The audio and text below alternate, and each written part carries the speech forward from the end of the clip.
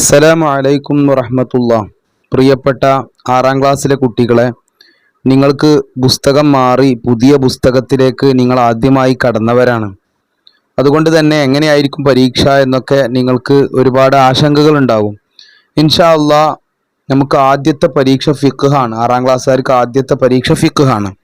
ഫിഖ്ഹിൽ 6 പാഠങ്ങളാണ് പരീക്ഷയ്ക്ക് ഉണ്ടാവുക.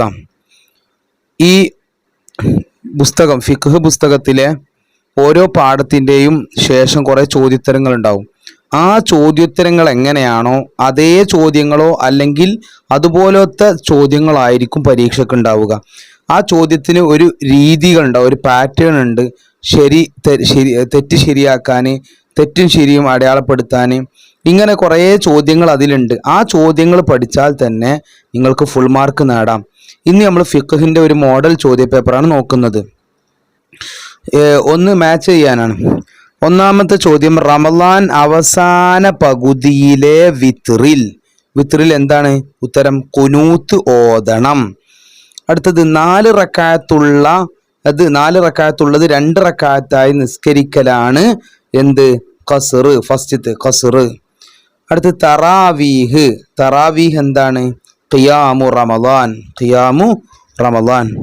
അടുത്ത വിത്ർ നിസ്കാരം എല്ലാ മുസ്ലിമിനും ബാധ്യതയാണ്. എന്താ ഉത്തരം? ബാധ്യതയാണ്. അടുത്തത് 2/1 സമയത്ത് നിസ്കരിക്കലാണ്. അതായത് 2 നിസ്കാരമുണ്ട്, അതിൽ ഒരു നിസ്കാരത്തിന്റെ സമയത്ത് 2ഉം കൂടി നിസ്കരിക്കുക. 2/1 സമയത്ത് നിസ്കരിക്കലാണ് ജംഅ്. അടുത്തത് വിധി എഴുതാനാണ്. അതായത് ഹറാമാണോ ഹലാലാണോ സുന്നത്താണോ വാജിബാണോ അത് എഴുതാനാണ് നമ്മളോട് പറയുന്നത്. എന്താണ്? സഹ്വിന്റെ സുജൂദ് എന്താണ്? സുന്നത്താണ്. അതുപോലെ രണ്ടാമത്തെ ചോദ്യം, പതിവായി ഒരു റക്അത്ത് നിസ്കരിക്കൽ എന്താണ്? കറാഹത്താണ്. പതിവായി വിത്ർ പതിവായി ഒരു റക്അത്ത് നിസ്കരിക്കൽ എന്താണ്? പതിവായി വിത്ർ ഒരു റക്അത്ത് നിസ്കരിക്കൽ കറാഹത്താണ്. അടുത്ത ചോദ്യം, ഇമാമ് സഹ്വിന്റെ സുജൂദ് ചെയ്താൽ മഅ്മൂമ് സുജൂദ് ചെയ്യൽ എന്താണ് വിധി? നിർബന്ധമാണ്. ഇമാമ് സഹ്വിന്റെ സുജൂദ് ചെയ്താൽ മഅ്മൂമ് ചെയ്യൽ നിർബന്ധമാണ്.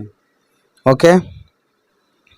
അടുത്തത്, നജസായ നനവില്ലാത്ത വസ്ത്രം നിസ്കാരത്തിൽ അല്ലെങ്കിൽ ധരിക്കൽ എന്താണ്? ധരിക്കാവുന്നതാണ്. ഹലാൽ കേട്ടോ, ജായിസാണ്, അനുവദീയമാണ്, ധരിക്കാവുന്നതാണ്. അതായത് നജിസായ വസ്ത്രമാണ്, നനവുമില്ല, എന്നാലും നിസ്കാരത്തിൽ അല്ലെങ്കിൽ ധരിക്കാൻ പറ്റും. അടുത്ത് പൂരിപ്പിക്കാം. എന്താണ്? മസ്ബൂക്കിന് തൻ്റെ നിസ്കാരത്തിൻ്റെ അവസാനം വീണ്ടും സഹ്വിൻ്റെ ഡാഷ്. എന്താ ഉത്തരം? സഹ്വിൻ്റെ സുജൂദ് ചെയ്യൽ സുന്നത്താണ് എന്നർത്ഥം. ഈ സഹ്വിൻ്റെ സുജൂദിന്ന് ഈ ചോദ്യപേപ്പറിൽ ഒരുപാട് ചോദ്യമുണ്ട്. ചോദ്യപേപ്പർ സമസ്ത ഉണ്ടാക്കിയ ചോദ്യപേപ്പറൊന്നും അല്ല, ഏതെങ്കിലും ഉസ്താദന്മാരുണ്ടാക്കിയായിരിക്കും. പക്ഷേ ചോദ്യത്തിന് വന്നൊരു മിസ്റ്റേക്ക് എന്താണ്? ഒരുപാട് ചോദ്യങ്ങൾ 6ാം പാഠത്തുനിന്ന് ബാക്കിയുള്ള പാഠത്തുനിന്ന് അത്ര അതിനനുസരിച്ച് ചോദ്യങ്ങൾ വന്നില്ല. അതൊരു എന്താ നെഗറ്റീവായിട്ട് എനിക്ക് തോന്നിയിട്ടുണ്ട് ഈ ചോദ്യപേപ്പറിന്. ഏതായാലും നമുക്കൊരു മോഡൽ ചോദ്യങ്ങൾ മനസ്സിലാക്കാനാണ് ഞാൻ ഈ ചോദ്യപേപ്പർ നിങ്ങൾക്ക് കൊണ്ടുവന്നത്. അപ്പോൾ നമ്മൾ എവിടെ എത്തി? മസ്ബൂക്കിന് തൻ്റെ നിസ്കാരത്തിൻ്റെ അവസാനം വീണ്ടും സഹ്വിൻ്റെ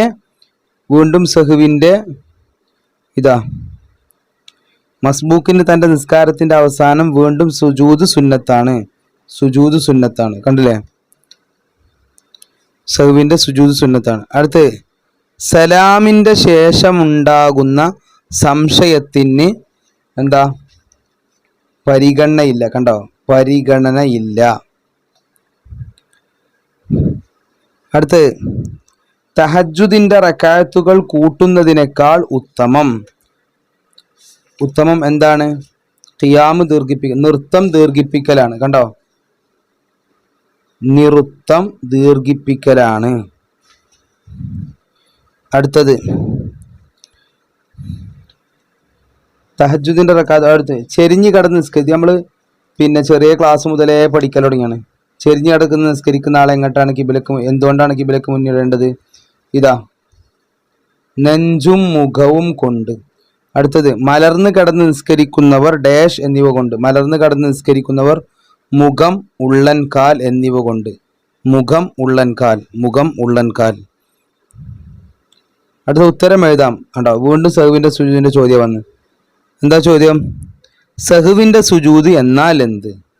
അപ്പോൾ സഹുവിൻ്റെ സുജൂദ് എന്നാൽ എന്ത് എന്ന ചോദ്യത്തിൻ്റെ തുടക്കത്തിൽ, പാഠത്തിൻ്റെ തുടക്കത്തിൽ ഏതാ ഉത്തരം?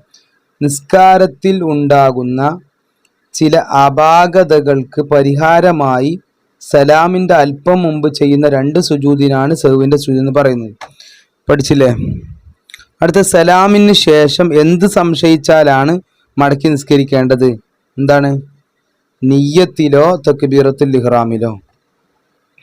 അടുത്ത, തറാവീഹിന് തറാവീഹ് എന്ന് പേര് പറയാനുണ്ടായ കാരണം എന്താണ്? എന്താണ് തറാവീഹ് പറഞ്ഞാൽ വിശ്രമിക്കാനുള്ള ഇരുത്തങ്ങൾ എന്നാണ്. എല്ലാ 4 റക്അത്തുകളുടെയും ഉടനെ സ്വഹാബത്ത് വിശ്രമിക്കാറുണ്ടായിരുന്നു. അതിനാലാണ് തറാവീഹ് എന്ന് പേര് ലഭിച്ചത്. അപ്പോൾ സ്വഹാബികൾ എന്ത് ചെയ്യാറുണ്ട്? 4 റക്അത്ത് കഴിഞ്ഞാൽ വിശ്രമിക്കാനിരിക്കും. അതുകൊണ്ടാണ് അതിന് തറാവീഹ് എന്ന് പേര് പറഞ്ഞത്. അടുത്ത ആശയം എഴുതാനാണ്. എന്താ? അന്നൻ നബിയ സല്ലല്ലാഹു അലൈഹി വസല്ലം കാന യുസല്ലി ഫി റമളാന 20 റക്അത്തൻ സിവൽ വിത്തിരി. എന്താ അർത്ഥം? നിശ്ചയം നബി സല്ലല്ലാഹു അലൈഹി വസല്ലം റമളാനിൽ വിത്തർ കൂടാതെ 20 റക്അത്ത് നിസ്കരിക്കുമായിരുന്നു. അതാണ് അതിൻ്റെ ഉത്തരം. അടുത്തത്, മൻ കാമ റമളാന ഈമാനം വഹ്തിസാബൻ ഉഫിറ ലഹു മാ തഖദ്ദം മിൻ ദംബിഹി. എന്താ? വിശ്വാസത്തോടെയും പ്രതിഫലം ആഗ്രഹിച്ചും ഒരാൾ റമളാൻ മാസം രാത്രി നിസ്കരിച്ചാൽ അദ്ദേഹത്തിൻ്റെ കഴിഞ്ഞുപോയ ദോഷങ്ങൾ പൊറുക്കപ്പെടുന്നതാണ്. അതാണ് അതിൻ്റെ അർത്ഥം. അടുത്ത 2 വീതം എഴുതാം. സഹുവിൻ്റെ സുജൂദിൻ്റെ കാരണങ്ങൾ. കണ്ടോ, വീണ്ടും സഹുവിൻ്റെ സുജൂദ്. അപ്പോൾ ഞാൻ പറഞ്ഞില്ല, ഇതിന് ചോദ്യങ്ങൾ അധികരിപ്പിച്ച് കൊടുത്തിട്ടുണ്ട്. ഇതിൽ ശരിക്കും നമുക്ക് ഖസറിൻ്റെ ചോദ്യമൊക്കെ ഒരുപാട് ചോദ്യങ്ങൾ ചോദിക്കാനുണ്ടായിരുന്നു. സഹുവിൻ്റെ സുജൂദിനുള്ള കാരണങ്ങൾ എന്തൊക്കെയാണ്?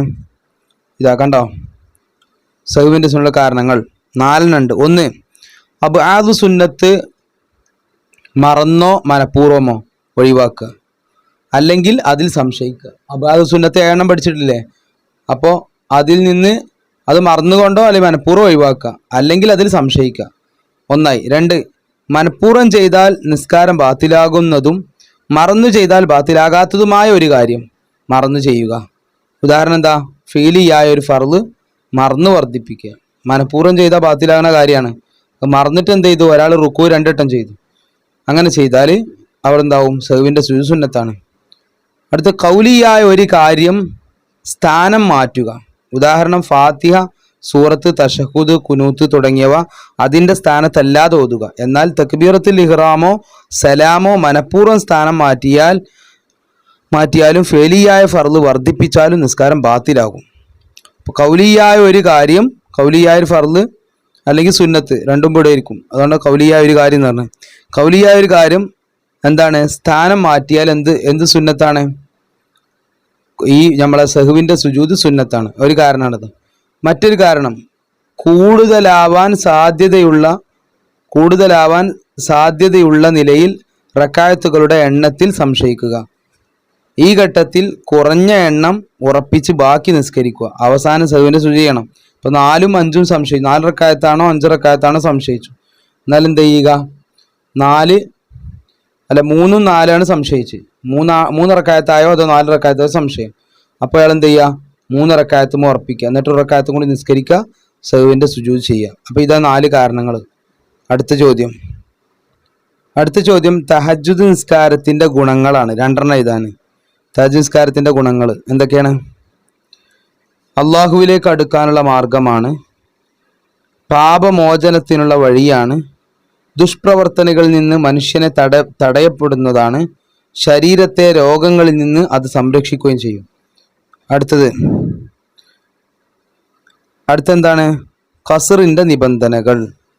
അതാ പറഞ്ഞത്, 1-ാമത്തെ പാഠത്തുനിന്നും 2-ാമത്തെ പാഠത്തുനിന്നും കാര്യമായിട്ട് ചോദ്യങ്ങൾ വന്നിട്ടില്ല. മറ്റു കുറേ ചോദ്യങ്ങൾ സഹുവിൻ്റെ പാഠത്തുനിന്ന് വന്നും ചെയ്തു. ഖസ്റിൻ്റെ നിബന്ധനകൾ എന്തൊക്കെയാണ്? നിയ്യത്തിൽ ഖസ്റിനെ കരുതുക, നിസ്കാരം കഴിയുവോളം യാത്രയിലാവുക, പൂർത്തിയാക്കി നിസ്കരിക്കുന്നവനോട് തുടരാതിരിക്കുക. ഇതാണ് ഖസ്റിൻ്റെ നിബന്ധനകൾ. അതിൽ 2 എഴുതുക. അപ്പോൾ നമ്മൾ ഫിഖിൻ്റെ മോഡൽ ചോദ്യപേപ്പർ കഴിഞ്ഞു. നിങ്ങൾ ചെയ്യേണ്ടത് ഓരോ പാഠത്തിൻ്റെയും അവസാന ഭാഗത്തുള്ള ക്വസ്റ്റ്യൻ ആൻസർ ഉണ്ടല്ലോ, അത് നന്നായി പഠിക്കുക. കാരണം അതിൻ്റെ അതേ മോഡലായിരിക്കും ചോദ്യം ഉണ്ടാവുക. അതിൽ കുറേ വെറൈറ്റി ചോദ്യങ്ങൾ ഉണ്ടാവും. അതേ മോഡൽ തന്നെ ആയിരിക്കും പരീക്ഷയ്ക്ക് ഉണ്ടാവുക. കഴിഞ്ഞ നമുക്ക് നാല് ക്ലാസ് 1 2 3 4 ക്ലാസ് ആണല്ലോ കഴിഞ്ഞ വർഷം പുസ്തകം മാറിയത്. അവിടെയൊക്കെ അങ്ങനെയാണുള്ളത്. ഫിഖ്ഹിൽ ആ പാഠത്തിൻ്റെ ബാക്കിലുള്ള ചോദ്യങ്ങൾ എങ്ങനെയാണോ അതിനനുസരിച്ചുള്ള ചോദ്യങ്ങളും അതിൽ നിന്നുള്ള ചോദ്യങ്ങളാണ് ഉണ്ടാവാറുള്ളത്. അതുകൊണ്ട് നിങ്ങൾ ധൈര്യമായിട്ട് അത് പഠിച്ചാൽ നിങ്ങൾക്ക് ഫുൾ മാർക്ക് വാങ്ങാം. അസ്സലാമു അലൈക്കും വറഹ്മത്തുള്ളാഹി.